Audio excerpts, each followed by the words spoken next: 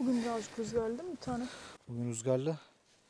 Bir de bunları temizlemeden önce bize böyle takipçilerimiz işte kullandığınız malzemeler nedir diye soruyorlardı. Hı.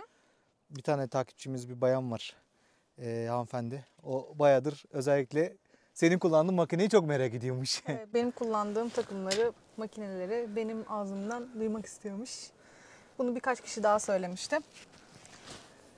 Madem merak ediliyor, biz de çekelim dedik. Şimdi yaklaşık 2 yıldan beri birçok makine kullandık. Hatta aslında 4-5 yıldan beri tekne videolarımız başladığından beri birçok makine falan kullandık. En çok memnun kaldığımız 2 yıldan beri de severek de kullandığımız Alba Star'ın ürünlerini tercih ediyoruz. Yani bütün kamışlarımız Alba Star Hepsi değil mi? Alba. Hepsi Alba. O sadece Mustat'ın. O Mustat'ın. Hepsi Alba. Hepsi Alba bebeğim. Hepsi Alba Star mı? Şimdi ilk başta senin beyaz incinle başlayalım. Ben mi anlatayım ilk baştan? Senin kamışın bu. Şimdi şöyle tıklayalım şeye. Ben... Teknik detayını ben vereyim. Aynen. Tamam, önce ben anlatayım. Bana soruyor, diyor ki işte ne istiyorsun? Beyaz makine, pembecik. Benim olayım o. Evet. Yani totem deyin, siz ona işte renk sevgisinden deyin ama ben beyaz her zaman seviyorum. Yani şunda da aynı şekilde. Bunda Evet. da aynı şekilde. Beyaz olan her şeyi. Beyazı seviyorum ve güzel avlandığını düşünüyorum. Doğru. Beyaz, bir de kırmızıyı seviyorsun sen. Evet, kırmızıyı da seviyorum. Mesela pembeyi çünkü de LRF seviyorum. takım makinen kırmızı. Evet. Onu da o zaman öyle seçmiştin. Şimdi ben bununla ilgili hemen küçük bir bilgi vereyim. Ne olduğunu anlatayım. İp kullanıyoruz bunda. Kaç metre olduğunu bilmiyorum ama renkli bir ip. Yani her metrede renk değişiyor. Mesela 20 metreden geliyor 10, 9, 8, 7 diye sayıyorum bazen. Onu da bu iplerin renklerinden anlıyorum. Kaç metre bu ip kullandığımız? 300 mü? 300 metre ip var üzerinde. 300 metre ip var. Ucuna bir tane şöyle klips takıyoruz. Burasında böyle sıkıştırma için yerleri var. Kalama diyoruz ona. Kalama açıyoruz. Buradan kapatabiliyoruz. Burada gene o şeyin kolunun yönünü değiştirebiliyorum. İstersem sağda, Buradan istersen solda. Sol istemiyorsan sol çekiyorum. sağda olabiliyor. Evet, sol istersek değiştirebiliyoruz. Sağdan çekebiliyoruz ama ben sol tercih ediyorum. Solda daha rahat kullanılabiliyor. Yani o da LRF'den dolayı kalmış oluyor. Öyle alıştığım için solda tercih ediyorum. Evet, ya sağda böyle şu şekilde tutup güçlü oluyor. Buradan da sarması daha kolay oluyor. Evet. Bizim tercihimiz bu yönden ama isteyen sağ tarafı da kullanabilir. Yani Evet. solda tutup sağda sarabilir. Şimdi bununla ilgili ben hani mesela çok güzel anlattın aslında. Yani yeterli. Çok böyle profesyonel bir video olmayacak. Biz sadece hani kullanıcı olarak teknik bilgi falan vermeyeceğiz. Sadece kullanıcı olarak bizim tercihlerimizi söyleyeceğiz. Daha farklı tercihlerde bulunanlar muhakkak vardır. Şimdi bu kamışın boyu 1.30 boyunda. Hani rengi değişebiliyor. Biz bu rengi çok seviyoruz deniz üstünde. Bunun 1.30'u, 1.20'si, 1 metresi. 1 metresi. Ya kısası da var, şu kadar olanlar falan da var. Ama bizim teknemizde ve boyunda yani kullanım açısından ben çok memnunum boyundan. 1.30 Evet. güzel yani. Bir de bu iki parça. Mesela şimdi şuradan kalamayı bir gevşetelim. Şuradan bu iki parça bu şekilde taşıması da kolay. Şuradan ayrılıyor. Bayağıdır ayırmadığımdan dolayı birazcık sıkışmış olabilir. Bugün bir de bakım yapacağız bunlara. Hepsini yağlayacağız, bakımını yapacağız. Nasıl yapılıyor onu da göstereceğiz. Taşıması da kolay şöyle. Evet. Buradan isterseniz tokanızla şöyle bağlayabilirsiniz. Ben öyle yapıyorum genelde eğer taşımak istersem. Ya da bunun orijinal şeyleri var. Evet, cırtlar var. Cırtlar Cırtları takabiliyorsun. Onları takabiliyoruz ama tel toka Hayat kurtarır. Saç tokası her zaman Denizde hayat kurtarır. İşte iki parçalı 1.30 boyunda 50-100 gram ağırlığında kurşun indirebiliyorsunuz. 100 grama. Ya 100 gram şöyle bir şey yapıyorlar ya onda falan ama 100 gramdan daha fazla da takılabiliyor. 125 takılabilir buna. Ben 125 takıyorum hep. Aşkım bu aksiyonda Anladım. ya mesela sırtı yapıyorsun diyelim şöyle veriyorsun ya. Onlar da işte dipten aksiyon veriyorsun. Bunu mesela ama düz slow kamış olarak gibi kullananlar da oluyor. Çıkabilir. Aynen böyle slow kamış olarak kullananlar da oluyor. Ben hani bilmiyorum kullananlarını da gördüm böyle. Ne kadar doğru onu bilmiyorum. O yüzden 50-100 gram atarlığı diyor. Atar dediği şey aslında. Şuradan alıyorsun şöyle Allah şöyle atıyorsun ya. Aşkım sağlam kalsın. Haksız, görüyorum, o kadar vurdurdum ama maşallah bir şey olmadı. Böyle bir şey. Bundan Mehtap'ın makinesi Retro 50 diye geçiyor. Kamışı da Naranja Bots diye geçiyor. 130 boyunda. Benim makinem de Mehtap'ın kamışıyla aynı. Sadece makinesi farklı. Benim de siyah seviyorum ben. Phonex 5000 diye geçiyor. Ne farkı var ikisinin arasında? Hiçbir farkı yok bence ya. Bunun şurası top. Şurası top şeklinde. Burası düz biraz daha. Yani teknik olarak o kadarını bilmiyorum ne farkı var. Ama bilye sayısı 5. Aynı sarım var. Yani aynı şekilde sarıyor. Ya, o bazı teknik terimler var. Açıkçası ben o kadarıyla ilgilenmiyorum. O kadar uzman değilim. Daha çok bu hani sarım 5000 sarım 5 bilye daha hızlı çekiyor. Öyle söyleyeyim. Kamış aynı. Yani kamışlarımız aynı. Makinemiz de öyle. Ben biraz daha siyah sevdiğimden dolayı siyahla kombinledim. Bu da Phonex 5000. Bu ürünlerin isimleri, modelleri, markaları hepsi açıklama kısmında, videonun altındaki açıklama kısmında olacak. Evet, almak isteyenler olursa da Bunları, oradan bakar alır. Bunları teknede kullanıyoruz. Tekne avlarında kullanıyoruz. Tekne avlarında yani yemli balıklarda kullanıyoruz. Evet. Benim balığa ilk başladığım zamanki avı anlatmak istiyorum ben. Anlat. Ve kamışımı, işte olta ne kullandım, iğne ne kullandım, işte nasıl attım, nasıl çektim Doğru. falan, onları anlatmak istiyorum. Benim ilk ava başladığım zaman, bu arada Kadir'den önce ilk ben balık tutmaya başladım. Onu ben öğrettim yani. Ustam sağ olsun. Bunu kimse inkar edemez. Şöyle bir surf kamışım vardı. Bunun boyu bayağı uzuyor. 4.70. Bayağı uzuyor. Kaç metre olduğunu 4.70. bilmiyorum ama karadan avlanmak için almıştım ben. İlk başta karadan avlanıyordum. Gidiyordum böyle, bisikletime biniyordum. Arkama alıyordum bunu. İşte yemlerim ne kullanacaksam onları alıyordum. Ve bisikletle gidiyordum sahile. Koyuyordum yanıma.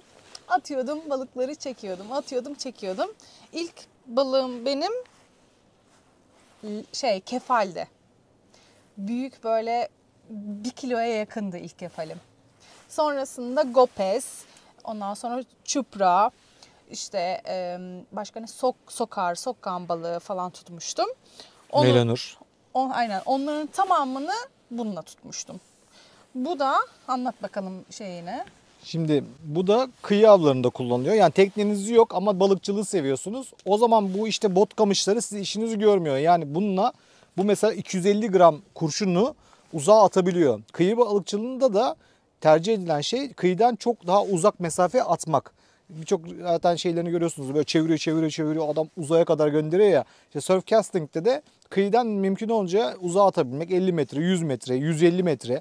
Yani bazıları böyle 200 metreye kadar atanlar falan var. Daha uzun atanlar var. Bunlar bayağı iyi rakamlar. Ben o kadar atamıyordum. Ne kadar? 200 metre falan atıyordum. Hayır canım Evet. aşkım. 200 metre nereye atıyorsun ya? 100 metrede. 200 metre nasıl atacaksın? Hayatta atamazsın. 200 metre için öyle bir kol gerekiyor ki sende. 200 metre değil. Bende o kadar kol var, ben sana söyleyeyim. 170 metre adamlar şampiyon ilan ediyor aşkım Türkiye'de ya. Şimdi Sen beni ne sanıyorsun ya? Ben 200 metre atıyorum dersem atmıyor muyumdur? Atıyorumdur. Şimdi bu surf casting'de işte dedim ki tekneniz yok ama balık tutmaya merakınız var. Bu tür bir olta sizi işinizi çok rahatlıkla görür. Bunun üzerinde işte 100-150 gram, 200 gram kadar kurşun takıyorsunuz. İşte onun da disiplinleri var. Onları da anlatacağım. Onu anlatayım. Yem olarak da ben ekmek kullanıyordum. Taze ekmek ama çok böyle kızarmamış olacak. Böyle hafiften beyaz, çok fazla pişmemiş. Şimdi ben bir yerde anlatacağım. Şunu bir ikisini vereyim. Dur. Dur kız, ben anlatacağım. Kademe kademe gidelim. Yani şimdi bak az önce anlatacaktım, lafı açtı. Botla ilgili de kullandığımız kateterleri getirdim buraya. Tamam. Onları da göstereyim, kademe kademe gidelim. Tamam. Şimdi hemen buna söyleyeceğim. Bunda dediğim gibi bunun teknik bilgilerim, bunda 8000'lik makine var. Yani daha çok bir atar ağırlığından dolayı ve drag gücü dediğimiz bir güç var. O yüksek olduğundan dolayı buna 5000'lik makine de kullanılabilir, 6000 kullanılabilir. Biz bunda Silverado 8000 modelini kullandık. Daha uzun menzillere gidebiliyor. Bir de ip mesela şeye göre florokarbon dediğimiz o eski tip hani bildiğimiz şeffaf olan misinalar var ya, onlara göre ip daha uzun mesafelere götürebiliyor, atabiliyor ve hassasiyeti, direnci daha yüksek oluyor. O yüzden biz böyle bütün makinelerimizde olduğu gibi bütün makinelerimizde ipi tercih ediyoruz. Bu dediğim gibi 4.70 açılıyor. Bu şekilde. Bunun bir de şimdi avcılıkla ilgili disiplinleri var. Bunlara ne bağlıyorsun? Şimdi onu orada anlatalım ki yanlış olmasın. Senin şimdi oraya gelelim. Anlat, küstüm ben. Tamam hadi anlatayım. Şimdi ekmek takıyordum. Bu Kıbrıs takımı. Bazen Kıbrıs takımıyla avlanıyordum. Bazen de böyle iğnem vardı sadece. Altında da biraz daha uzun. Katedi gibi düşünün aslında. Evet Katedi ama yani. çoklu iğne, yani bir 10 tane 10 falan tane oluyor. iğneydi. Onlu katedi iğne aslında. Onun içine böyle uzun, bundan daha ince bir taş koyuyordum. Taşı böyle ekmeğe sarıyordum. Çık çık çık çık çık çık çık çık çık. Ondan sonra iğneleri bu şekilde geçiriyordum. O dipte kullanılıyordu. Dip sarma diyoruz Dip ona. sarma. Onu işte çupra için, sargoz için, Evet. melonur Ya için. dipte gezen balıklar için Aynen. aslında bakacak o İşte zaman. Mercan mesela vurur. Kıyıya sokak- mercan gelirse gelir. Sokkan balığı Sokkan için gelir. kullanıyordum. O dipte kalıyordu. Yani hiç yukarısıyla bağlantısı yoktu. Attığım anda dibe iniyor. Daha sonrasında kamışı gerdiriyordum böyle gergin. Düştüğü anda ya da birazcık eğildiği anda diyordum ki balık geldi. Hemen çekiyordum. Bunun ucuna bir de zil takıyoruz. Evet. O da sesi hani alıyor. Ha, zille, Sürekli bakamıyorsun ucuna çünkü. Bazen de zille avlanıyordum. Zil takıyordum ucuna. O hissettiriyordu. Bir de ayrıyetten şamandıra sistemi vardı bende. Üste gene şamandıra, altında komple iğne, biraz daha uzun misina. Onu da gene aynı şekilde ekmeği bağlıyordum. Şamandıra üstte, bu da altta kalıyordu. Bu da işte kefal için, işte melonur için falan oluyordu. Daha çok şey yani melonur Üst balıkları daha için. orta su balıkları, lapa gibi balıklarda. İşte melonur mesela melonur ve kefal Aynen. yukarıda oluyor. Üst su Gopez, balıkları oluyor. Gopez ve kefal avında falan kullanılıyor. Kefal tepki verebiliyor. 1,5 metre aşağıda Evet. alabiliyor çünkü. Bu şekilde onu kullanıyordum. Şimdi 3 tane bizim yani kıyı balıkçılığında gördüğümüz, öğrendiğimiz daha muhakkak daha farklı teknikler de olabilir. 3 tane disiplin var. İşte bir tanesi işte dip balıkçılığı, bir tanesi orta su balıkçılığı, bir de üst balıkçılık yani su üstü balıkçılık. Dipte avlandığımız zaman Mehtap'ın az önce bahsettiği türler için işte ekmeğin arasına taş bastırıp isterseniz gezer kurşun koyup da yapabiliyorsunuz bunu. Dip balığı için hedef balığın dip balıkları Evet. oluyor. Sonra az önce Mehtap'ın dediği gibi şamandıra koyduğunuz zaman da yine ağırlık oluyor üzerinde. Ekmek bu sefer aşağıda kalıyor ya da yeminiz aşağıda kalıyor. İşte lapa, gopez gibi orta su balıkları geliyor. Bir de üst balıkçılık var. İşte onlarda mesela kefal, ondan sonra melanur gibi balıklarda da bu sefer şamandıra takmıyorsun. Bu Kıbrıs'ın bu köpüğünü kullanıyorsun. Ekmeği bu köpüğe sarıyorsun. Bu sefer bırakıyorsun öyle. Evet. Üzerine küçük bir hafiflik ağırlık koyuyorsun ileri gitsin diye. Daha uzağa gitsin diye. Atar ağırlığı yükselsin diye. Koyuyorsun. Bu avı çok severim O ben. gezer böyle. Çok severim. Kadir'e de sürekli derim hadi gidelim sahile birazcık kahvaltılığımızı alalım işte atalım çekelim derim ama Kadir beni götürmez. Götürmediği zaman da ben tek gidiyordum. Evet. Şimdi bu kara avları ile ilgili bunu kullanıyoruz dediğim gibi. Hem karada da hem de teknede de kullandığımız bazı disiplinler var. İşte onlardan bir tanesi Mehtap'ın mesela daha hafif takımı olan LRF takımı. Şöyle bir tane kamışımız var. Hatta ben onun ipini çıkartmışım. Şöyle bir LRF takımımız var. Buyurun Mehtap Hanım. Önce siz kendi gözünüzle anlatın sonra ben detay anlatayım. Aynen bu bayağı gözüme dikkat. hafif bir kamış. Bunda hedef balıklarımız yani benim hedef balıklarım akya, ondan sonra tral, sonracığımı say bakayım diyor ya. Tral, ondan sonra başka kefal, Kefal, levrek. levrek daha çok. Kefal değil levrek. Kefal benim almışlığım var bununla. Ya aşkım sen ona bakacak olsan LRF takımıyla Mehtap bir şey söyleyeyim mi? Kalamar bile almış oldu. Jikle yani. Kalamar aldın. Doğru. Çünkü vurabiliyor. Bazen belli olmuyor. Bazen ahtapot bile denk gelebiliyor. Ama hedef belli yani. Belli başlı balıklar var. Bunda da gene ip kullanıyoruz. İp misine kullanıyoruz. Onun Aynen. üzerinde bir tane de lider Lider dediğimiz var. florokarbon bir misine bağlıyoruz. O da ne yapıyor? İşte balık mesela vurduğu zaman direnç oluşuyor. O direnci yumuşatıyor. Bunun üzerine ben jig kullanıyorum. İşte pembe oluyor, mor oluyor, mavi oluyor. Onu kendime göre değiştiriyorum. Ya da Jiklerimiz de burada zaten onu da göstereceğim şimdi. Bir Ya de da- bunların haricinde bir tane ekipmanlarımız var onları da göstereceğim. ya da rapala takıyorum. Rapalayla da sırt yapıyorum. Maket bundan. balık. Hı hı, maket balık aynen. Rapala bir markadır. Aslında asıl adı maket balık diye geçer. Maket balığa benzer. İncecik Şimdi bir şey bununla başarılı. ilgili hemen kısa bir bilgi vereyim. Hissi çok hafif güzel yani. Bu da yine Albastar'ın Drop King serisi 2.10 boyunda. Yani bu da yine iki parça. 2.10 metre santim uzunluğunda. Bunun ağırlığı da 7.7 ile 28 gram arasında atarlığı var. Yani 7 gramlıkları ve 28 gram arasındaki bütün sahteleri, işte metal olan jigleri, işte rapalaları, dediğimiz gibi maket balıkları falan, silikonları, karidesleri falan yüzdürebildiğimiz, aksiyonunu doğru verebildiğimiz bir ürün. LRF Light Spin diye geçiyor. 15 ile 20 arasında kullanıyorum ben bunda atarken. Evet, 15-20 senin tercihin, avcılıkla ilgili tercihlerin. Bu LRF hafif takım diye geçiyor. Kadınlarda daha çok biz bunları falan, kadınlar genelde yani hafif olduğundan dolayı daha çok bunu tercih ediyor. Mehtap da bu şekilde tercih ediyor. Yormuyor yani. Benimkini de kullanıyor da. Av yapabiliyorsun. Seninkini de kullanırım ama mesela seninkiyle işte 15 kere atabiliyorsan bununla 25 kere atıyorsun. Evet. Tabii yorulmuyor. Bunun makinesi de küçük, ipi de küçük. Hafif, çok hafif bir şey. Bir de aksiyonu falan da güzel. LRF'ye mesela biraz böyle 1-1,5 kiloluk balık vurduğu zaman inanılmaz derecede böyle bir şey yapıyor. Çekiyor, sen onunla uğraşıyorsun. Hani balıkla dövüşmek diye bir tabir var ya. İşte o inanılmaz bir keyifli oluyor. Çünkü kamışın çok esnek ama bunlar karbon kamışlar. Kırılmıyor yani, mukavemetli.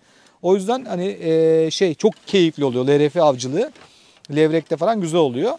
Bir de benim şimdi şöyle bir kullandığım bir tane de spin kamışım var. Bu 2.70 boyunda. Yine Albastar Unique diye geçiyor bu.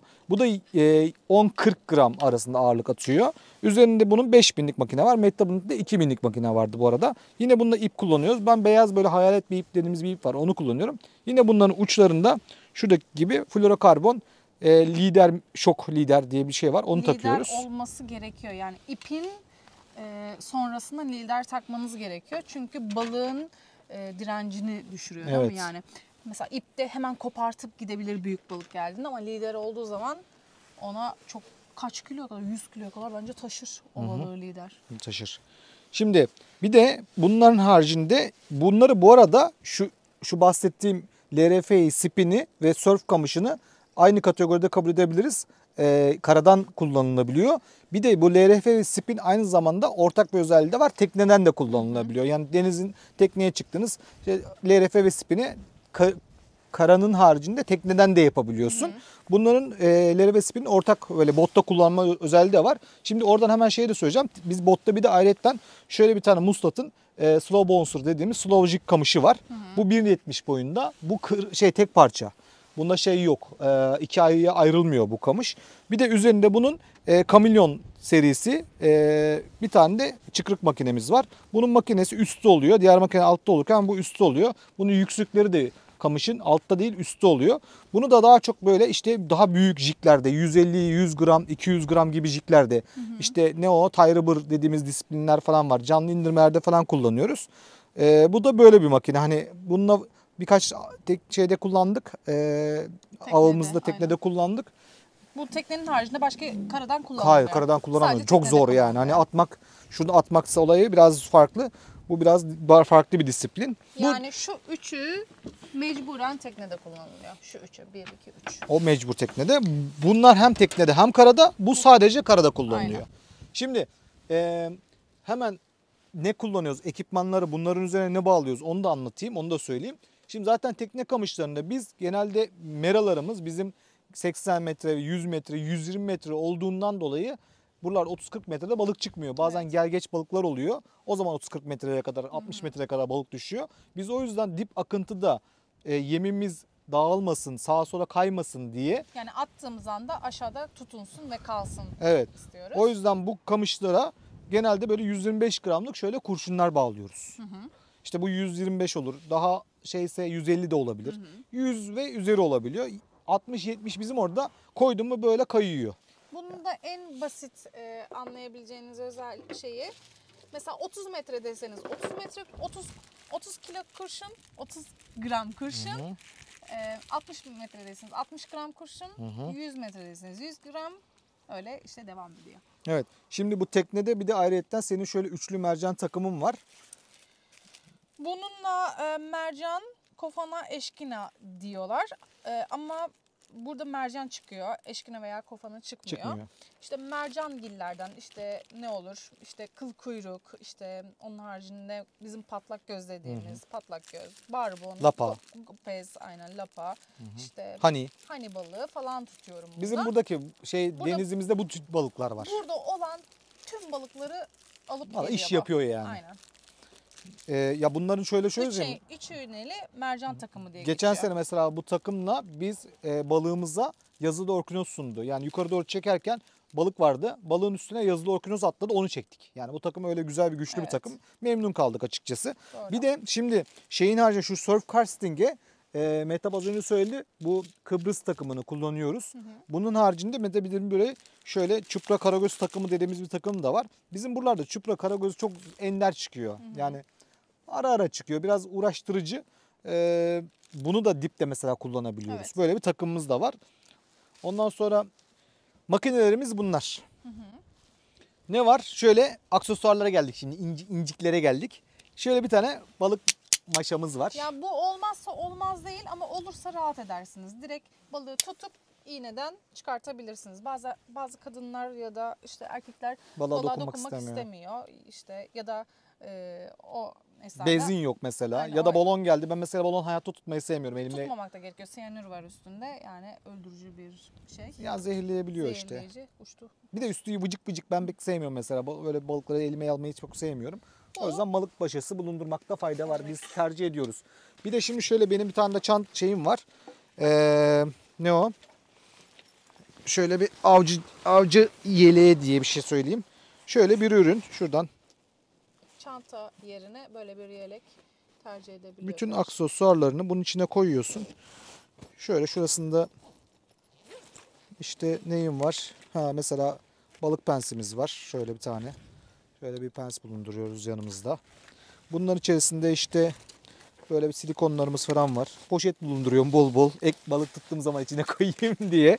Çünkü kara avlarını da çok seviyorum. Özellikle spin avlarını falan çok seviyorum. Bunun arkasında şurada cepleri var.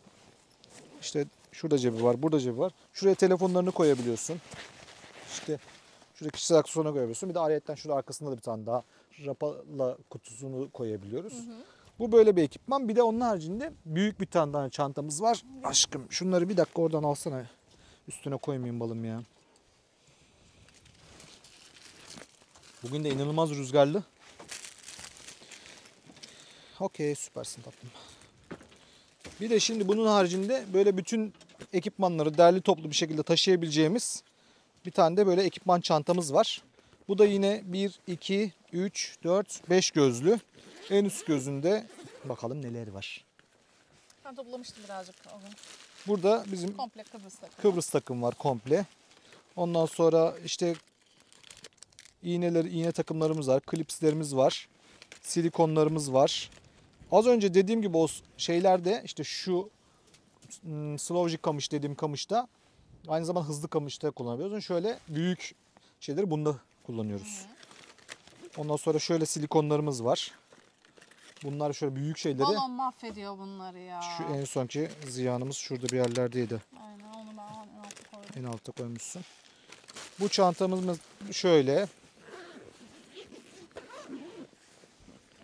Orada jiklerimiz var. Pembecik dediğim benim şunlar. Mustad'ın. Trickle Shot serisini kullanıyoruz. Aynen. Neon böyle gece falan da işte ışığı verip parlattırıp gördürebiliyorsun. Şurada silikon karideslerimiz var. Albastar'ın. Ondan sonra şurada çok gözlü bu. Şurada bakım malzemelerim var. Şimdi zaten bunları da bakım yapmak için çıkartmıştım. Yağlarımız falan var. Makineleri daha sonrasında Uzun süre kullanabilmek için bakım bakım yapmak gerekiyor. Tuzlu su Şurada hemen mahvediyor. yine klipslerim var. Şok liderim var. Ondan sonra bunun haricinde bir de buralarda da işte az önce söylediğimiz gibi rapalalarımız, sahtelerimiz var, maket balıklarımız var. Burada yine şöyle derli toplu bütün jiglerini, işte maketlerini falan bunun içine koyabiliyorsun rahatlıkla. Hepsini tek tek göstermeyeceğim. Bu şekilde bir ürün. Bu da aynı şekilde burada da kalamar avlarında kullandığımız kalamarlar zokalarımız var. Ekipman önemli. Yani iyi bir av yapmak istiyorsanız avcınızı arttıran ürünler bunlar. Ama doğru ürünler almanız gerekiyor. Yani gidip de mesela kara avında gidip bunu alırsanız Bot kamışıyla yapamazsın. evet, Yani her disiplin farklı. balık olmaz. O yüzden onlara dikkat etmek gerekiyor. Umarım bilgilendirici olmuştur. Bir sonraki şeyde de dalış malzemelerimi, Dalış malzemeleri. dalış malzemelerini de çok soruyorlar. Onun da videosu bir sonraki videoda olacak. Tamam bebeğim. Çekeriz. O zaman bunları bir temizleyeyim ben Aynen, tatlım. temizleyelim, bir yıkayalım. Yıkamayalım, silelim. Silelim mi? Hı. O zaman nemli bez mi getireyim sana? Aşkım bir tane bez istiyorum. Bezi birazcık yağlayacağım. Ondan sonra yağıyla sileceğim. Tamam, bunları koyayım içeri. Pek şey tercih edilmiyor yani yıkamak pek uygun değil makinelerde. Ay, makineyi değil de kamışı yıkamak lazım kamışı bence. tabii canım, kamışı yıkayabilirsin. Evet. Sonuçta tuzlu suyu görüyor. Bunların hepsi cephane.